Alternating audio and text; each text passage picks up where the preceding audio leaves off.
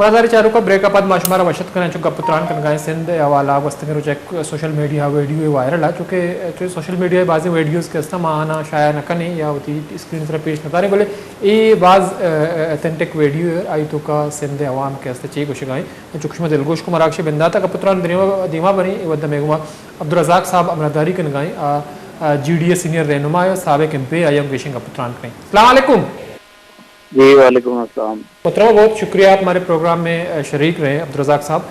तो आप आज हम बात कर रहे हैं जो पाकिस्तान पीपल्स पार्टी का 15 साल जो दौर इक़्तिदार था वो कुछ दिन पहले इख्तिताम पजीर हुआ, लेकिन हम प्रोग्राम को आगे बढ़ाने से पहले शुरू में आपको जो है इस हवाले से एक सवाल करेंगे। सोशल मीडिया का एक वीडियो जो बहुत ज़्यादा वायरल है, हमने भी अपनी TV स्क्रीन पर चलाया है कि बिलावल भुट्टो जरदारी साहब, शर्जील मेमन और दूसरे जो मरकज़ी रहनुमा इंटीरियर सिंध में जब जाते हैं तो वहाँ लोग सिर्फ एक बुनियादी मुतालबा करते हैं कि हमें आटा और चीनी दी जाए, लेकिन इसके रद्दअमल में शर्जील मेमन साहब यह कहता है कि इसका मोबाइल छीन लो।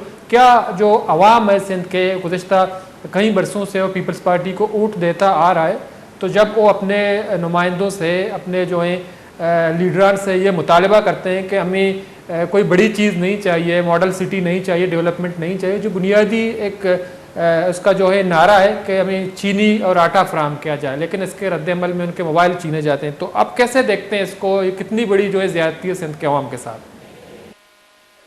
जी बिल्कुल, मैं तो कहता हूँ ये 15 साल जो दौर था पाकिस्तान पीपल्स पार्टी का, 15 साल कोई कम टेन्योर नहीं है, बहुत बड़ा टेन्योर है। अगर इसमें पीपल्स पार्टी चाहती तो मेरे ख्याल में पूरा नया सूबा डेवलप कर सकती थी। इतने जो इनके पास फंड देखा जाते हैं, इनके अपने तो पेट भर गए हैं, गरीब से वो गरीब पर होता गया।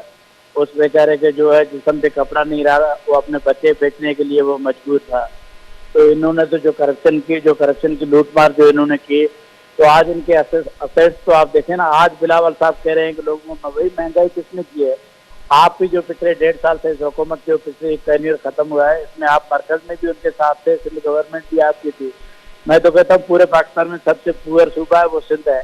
गुरबत के लिहाज से, एजुकेशन के लिहाज से, तमाम फैसिलिटीज जो बाकी सूबों में है वो सिंध में एक भी फैसिलिटी नहीं है। ये कहते हैं हमने हेल्थ के शोबे में काम किया, भाई हेल्थ के NICVD में आप करप्शन का रिकॉर्ड तो देखेंगे आपने क्या क्या किया है।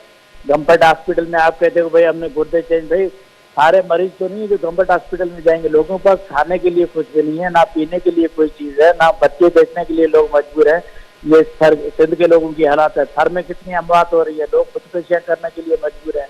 तो ये तो सारा अल्लाह की लाठी बे आवाज़ है।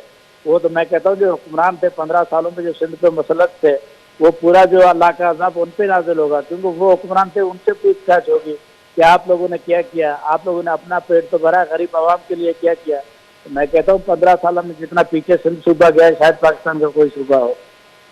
तो लेकिन अब्दुल रज़ाक साहब अब ये भी देखते हैं कि जब भी इलेक्शन होते हैं हर दफ़ा तो तहफ़्फ़ुज़ात अपनी जगह है सिंध के अवाम के, लेकिन जब इलेक्शन होता है तो पीपल्स पार्टी दोबारा जो है वोट लेकर कामयाब हो जाता है। गुज़िश्ता 15 साल से, इससे पहले भी उनकी हुकूमत रही, लेकिन जो 15 साल मुसलसल उसकी हुकूमत रही, हम उसकी बात कर रहे हैं। तो आलिया बल्दियाती इंतखाबात में पाकिस्तान पीपल्स पार्टी बड़े बड़े शहरों में अपने मेयर्स और चेयरमैन लाने में कामयाब हो गए, तो सिंध के अवाम फिर भी पाकिस्तान पीपल्स पार्टी को वोट तो देता है। बस भाई ये आपने अच्छा मिसाल दे दिया है बल्दियात इलेक्शन का। बल्दियात इलेक्शन किस तरह से हुआ पूरे पाकिस्तान ने देखा है, जिस तरह से सिंध में बल्दियात इलेक्शन हुआ, कैसे जो है उनका जमात इस्लामी का मेयर बनना था, उनकी मेजॉरिटी थी, किस तरह से उस मेजॉरिटी को चेंज करके उनको माइनॉरिटी में लाया गया। सिंध का लोकल बॉडी का इलेक्शन जिसका गवर्नमेंट होता है हमेशा उसी का होता है। मशीनरी सारी इनकी थी, ROs इनके थे, DROs इनके थे, असिस्टेंट कमिश्नर, मुख्तियार, पटवारी सारे इनके थे। घरों में बैठ के उन्होंने रिजल्ट बनाए, ठप्पे लगा के जो जीते हुए थे उनके चेंज करके रिजल्ट लोगों को दे दिए गए, लोगों के झूठे मकसद बना दिए गए। बाकी रही बात जनरल इलेक्शन की, जनरल इलेक्शन में आप खुद देखें 2008 में जब बीबी शहीद हुई मोहतरमा बेनज़ीर भुट्टो साहबा, तो मैनेज करके इलेक्शन इनको दिया गया ताकि उनको ठंडा किया जाए। 2013 में भी इसी तरह से, 2018 में सिंध में भी इनका खात्मा था। बाकी 3 सूबों में तो वैसे भी कुछ भी नहीं बचा था, लेकिन आखिरी 1 हफ्ता पहले जिस तरह से GDA आप जा रही थी, लोगों का उनके साथ था। तो यहाँ इलेक्शन मैनेज होता है, इलेक्शन थोड़ी लोगों के वोटों का उस पर असर पड़ता है, इलेक्शन मैनेज करके इनको दिया जाता है। वरना इनकी जो काबिलियत है, जो इनकी अहलियत है, वो 15 सालों में सिंध की आवाम ने देख ली, पूरी पाकिस्तान की आवाम ने देख ली। जो पार्टी पाकिस्तान लेवल पे थी वो खत्म होके आके सिर्फ छपड़ के पूरे सिंध पे, और सिंध में भी सिर्फ इंटीरियर सिंध में आके खड़ी हुई है। अब ये कराची का मैंडेट लोकल बॉडी का थोड़ी इनका मैंडेट था, ये तो मैंडेट जबरदस्ती जो इन्होंने छीना है उनसे उनसे क्योंकि एक एमक्यूएम ने बाइकआउट कर लिया, दूसरा जमात इस्लामी की जीती हुई सीटें इन्होंने जबरदस्ती जो है उनको रिजल्ट चेंज करके अपने हक में करवाया। ये तो इलेक्शन नहीं होता है, इलेक्शन तो वो जो इनको तो शायद कॉन्स्टिट्यूंसी में जाना भी ना पड़े, लोग खुशी खुशी कहेंगे भाई हमें इलेक्शन ये आपको आप लोगों का है। इनका क्या लोग अशर करते हैं, यदि हल्कों में जाते हैं। अभी भी इंशाल्लाह ये 23-24 का भी इलेक्शन आएगा, इस टेन्योर का भी, इसमें भी इनको पता चल जाएगा जो इनके कारनामे हो गए, इनकी कारकर्दगी होगी, वो आवाम इनके सामने ले आएगी कि इन्होंने क्या किया है क्या नहीं किया। करप्शन का बाजार किया, गर्म किया, लोगों पे झूठे मुकदमात बनाए, लोगों पे टार्चर करके उनकी जमीनें जबरदस्ती निकाल दी। फिरौनियत का दौर था, फिरौन भी बादशाह था ना, तो आज देखो उसका वो एक दुनिया के लिए इबरत है। तो इनका भी यही इंशाल्लाह अंजाम होगा, जिस तरह से इन्होंने फिरौनियत और लूटमार 15 सालों में सिंध की गरीब आवाम के साथ की है ना, तो अल्लाह देख रहा है सब कुछ, इंशाल्लाह इनको उसका हिसाब किताब देना पड़ेगा। लेकिन अब्दुल साहब मैं आपसे एक सवाल ये भी पूछता हूँ, चूँकि मोहतरमा बेनज़ीर भुट्टो साहिबा एक जमहूरी सियासी और एक इंटरनेशनल एक जाने माने सियासतदान थे, उन्होंने सिंध के अवाम के साथ तो हमेशा मौजूद रहे, जब भी वो मुल्क में थे या इक़्तिदार में थे या नहीं थे, वो जब जाते थे तो लोग इस तरह के रद्द-ए-अमल नहीं दिखाते थे या नाराबाजी नहीं होती थी, बल्कि बड़ी गर्मजोशी से उनकी इस्तकबाल किया जाता था। तो आप समझते हैं कि एक बहुत बड़ा फ़र्क है आज के पीपल्स पार्टी में और मोहतरमा बेनज़ीर भुट्टो साहिबा के पीपल्स पार्टी में? ये बिल्कुल बहुत बड़ा फर्क है। मोहतरमा बेनज़ीर भुट्टो शहीद जुल्फ़िकार अली भुट्टो की बेटी थी, उसने आपकी बाप की बनाई हुई बेटी पार्टी को अपने हाथों से उसने जो है ना उसको फूल से भी देखा था, और उसको दरख्त को उसने खुद ने पानी देके उसको, इनको तो फूल लगा हुआ मिला है, ये तो खाने वाले हैं, ये पार्टी को थोड़ी आगे बनाने वाले। आज तो जरदारी साहब की पार्टी है, वो कहाँ शहीद भुट्टो का मंसूर कहाँ गया, कहाँ बीबी शहीद का मंसूर गया, वो तो मंसूर उनके साथ ही दफन हो गया। आज तो मैन्युफेस्टो इनका यही है, लूटो और फुटो, लूटो जितना लूट सकते हो। क्या कहते हैं इनके, आप असेट्स तो चेक कराए ना, जो ये शर्जील मेमन साहब हैं, जाम खान चोरो साहब हैं या दूसरे इनके मोतबर बेटे हैं, बड़े बड़े तकरीरें करके इनके असासे तो आप चेक करवाएं कि ये जब पहली मरतबा एमपीए बने थे तो इनके असेट्स कहाँ थे और आज इनके असेट्स कहाँ, ये कहाँ से महल बने हैं, ये कहाँ से पैसे हैं। तो वो पीपल्स पार्टी का मंसूर ही उनके साथ दफन हो गया। आजकल की पीपल्स पार्टी का मंसूर यही है कि जितना लूट सको इस मुल्क को लूटो, और उस पॉलिसी पे ये गामजन है और उस अपनी पॉलिसी पे ये कामयाब है। मैं कभी नहीं कहूँगा कि शहीद बीबी या शहीद भुट्टो की ये पार्टी है, वही जो मंशूर था और वही पार्टी उसी पे अमल कर रही है। ये आजकल तो जरदारी साहब की फिलासफी पे बिलावल साहब भी अमल कर रहे हैं, और नीचे इनकी जो कैबिनेट है वो भी उसी पॉलिसी पे अमल कर रही है। लेकिन अब्दुल रज़ाक साहब, जो बिलावल भुट्टो साहब हैं वो भी मोहतरमा के बेटे भी हैं और वो तालीम याफ्ता हैं, एक नौजवान सियासतदान हैं, तो वो उसके नक्शे कदम पे क्यों नहीं चल रहे हैं, क्या रुकावटें हैं उसके सामने? बस उसने बिलावल साहब ने जैसे ही जो सोने के चम्मच से दूध किया है ना, जब उसकी माँ ने तरबियत की, उसकी अच्छी तरबियत की होगी, कोई शक नहीं है इसमें।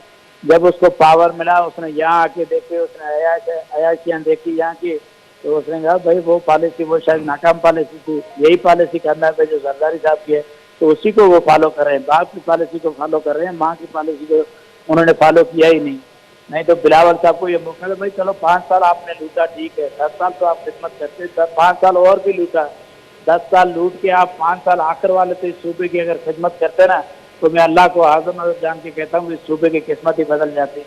लेकिन इन्होंने कोई कसर नहीं छोड़ी, दोनों हाथों से और पाँव से भी, इस सूबे को भी लूटा, इस मुल्क को भी लूटा, फिर भी अल्लाह पाक चला रहा है, लेकिन ये इन्होंने कोई कसर नहीं छोड़ी उसमें। तो लेकिन जो जीडीए है, ग्रैंड डेमोक्रेटिक अलायंस, और कुछ जमातों की अलायंस है, 2018 के इलेक्शन में भी वो जीत गए, सिंध असम्बली में अपोजिशन में थे, उन्होंने इमरान खान के साथ इत्तेहाद भी की।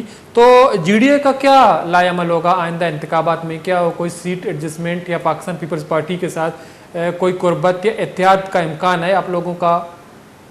नहीं, कोई नहीं। जीटीए में जो मुख्तलिफ दोस्त हैं उनका एक अलायंस बना हुआ है सिंध के लेवल पे।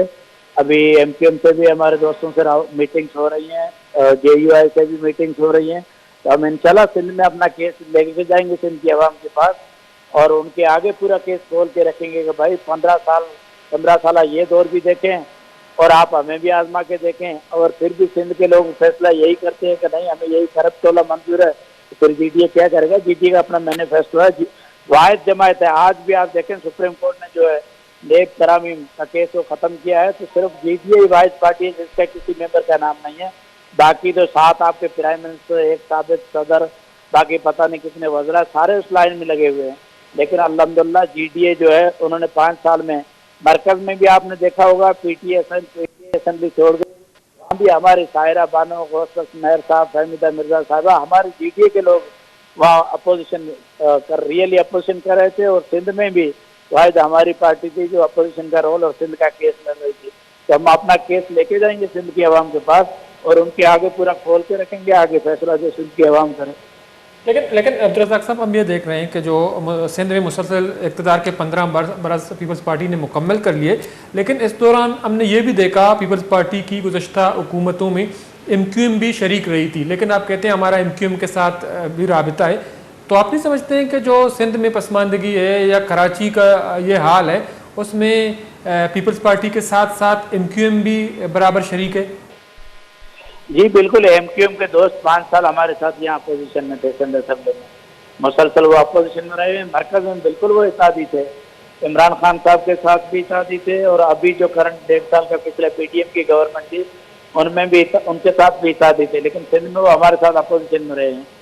वो उन कराची की आवाम उनसे बेहतर सवाल कर सकती है, उनसे पूछ सकती है, और उनको मैं तो ज़ाती तौर पे कहता हूँ बाइकाट भी नहीं करना चाहिए था। बाइकाट उनका करने से शायद वो पीपल्स पार्टी का मेयर आया है और उनको फायदा हुआ है। तो वो कराची की आवाम उनसे पूछ सकती है।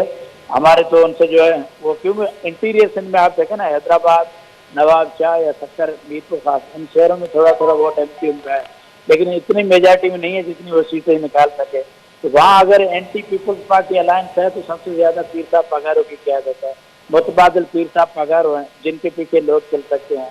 तो हम अपना केस इनके पास ले जाएंगे और उनके साथ जो सामने रखेंगे, इंशाल्लाह हमें लोग उम्मीद है हमें कि लोग हमें जो है अच्छी रिस्पेक्ट देंगे। लेकिन जो ये इत्तेहाद होगा पाकिस्तान, MQM पाकिस्तान, JUIF और GDA के जो जमातें हैं, जो GDA अलायंस है, वो सब मिलकर ये इत्तेहाद पीपल्स पार्टी के खिलाफ बना रहे हैं? जी इंशाल्लाह बिल्कुल पीपल्स, तो क्योंकि तबाह और बर्बाद तो सूबे को पीपल्स पार्टी ने किया है ना। 15 साल से मुसलसल ये बैठे हैं, ब्यूरोक्रेसी इनकी बैठी है। आज जो इनके लगे हुए थे असिस्टेंट कमिश्नर, वो आज secretary, deputy additional secretary level तक पहुंच गए हैं। जिनके ASP थे, DSP थे, वो आज DIG तक, RPO तक पहुंच गए हैं। जो नीचे ब्यूरोक्रेसी सारी इनकी है। हमने तो इलेक्शन कमीशन से भी ये मुतालबा किया था कि भाई अगर फ्री एंड फेयर इलेक्शन चाहते हो कि पूरे मुल्क में हो, तो आप एक ब्यूरोक्रेसी सूबे में निकाल के जो 3-3 साल टेन्योर कंप्लीट करके बैठे हैं, इनको दूसरे सूबों में रखें। दूसरे सूबों से अफसर ला के डिप्टी कमिश्नर हैं या असिस्टेंट कमिश्नर हैं या अपना SSPs हैं, वो ला के रखें ताकि फ्री एंड फेयर इलेक्शन हो। लेकिन उस पर भी मेरे ख्याल में मैं तो शिकायत करूंगा इलेक्शन कमीशन से और केयर टेकर के। वही ब्यूरोक्रेसी है जिनको एक जगह से उठा के दूसरे पे रख दिया, दूसरे को उठाते उस पर रख दिया, इसका क्या फायदा होगा? अगर फ्री एंड फ्रेश इलेक्शन का कॉन्सेप्ट देना है तो आप सूबा बदल करें, सूबा से दूसरे चेंज करें ताकि कुछ न कुछ लोगों में वो हो। ठीक है, बहुत बहुत शुक्रिया अब्दुल रज़ाक साहब, GDA सीनियर रहनुमा का पुत्रान कन गए थे मनादार चारुका अब्दुल रज़ाक साहब में ममरदारी कनगा ग्रैंड डेमोक्रेटिक अलायंस से कि मुख्तलिफ जमातनी एक इत्तेहादी सबक MP हैं सिंध असम्बली अपोजिशन बुता वही जमात के असली मदिस्ता के वधी के 1.5 साल शहबाज शरीफ साहब वज़ीर आज़म बुता तो अहम अपोजिशन नश्ता तो आई कुछ हमेशा के सिंधा पाकिस्तान पीपल्स पार्टी चोड़े कार नकता महलू कंगा होती बुनियादी हक्कानी गप्पा जहाँ मुख्तलिफ वड़ा जो हस्ते दबावतों का आरक भी आई कुछ हमेशा के वड़ी बाजी वेडियो हस्ता वधिक पीपल्स पार्टी रहनुमा सिंधे बाजिंदा मगारा मतो आने के अलावा शदीद रद्दमल देमा कहते हैं भले ये रद्दमल कहते हैं पाकिस्तान पीपल्स पार्टी ने इनका कबूल करना नहीं बल्कि पाकिस्तान पीपल्स पार्टी ने इनका मजीद रिएक्शन कहती ब्रेक की जरूरी पदाश में इजमता साड़ी भी गेशिंग का पुत्रान करना।